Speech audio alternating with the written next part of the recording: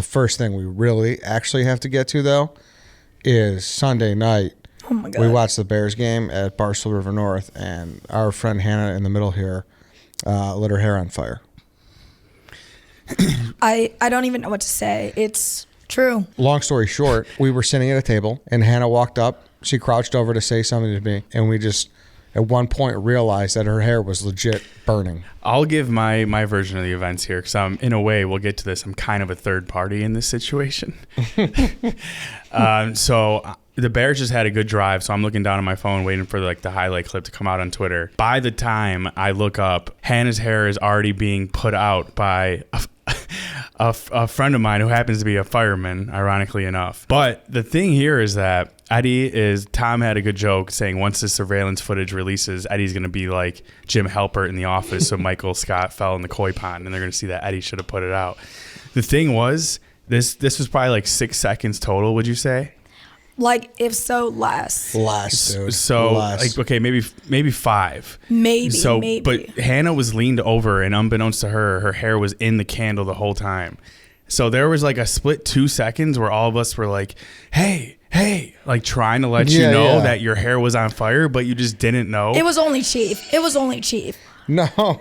You panicked, Ed, and I don't trust you. Does that make you a bad guy? That makes you a bad guy. You're a bad guy. No, I'm not a bad guy. Listen, can I defend myself? I looked at you first, and you were backed up with your hat in front of your face. That's like what was tough. You did back up, and you put your hands up. I backed up once the fire was out, and I knew everything was safe. Dude, it was so crazy.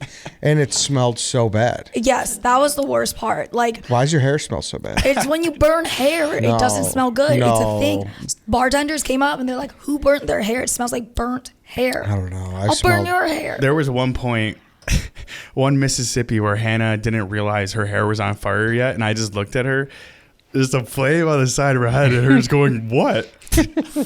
It was, if I didn't feel it on my cheek, like the flame on my bare skin, I wouldn't have noticed, because it's in your blind spot. Right. What was our faces like? You behind a hat, hidden, scared, and but getting embarrassed for me. Initially, don't get me wrong, you felt it, but you also saw us be like, "Oh my god!" It was mostly Chief, and she was like, "Why are you doing that?"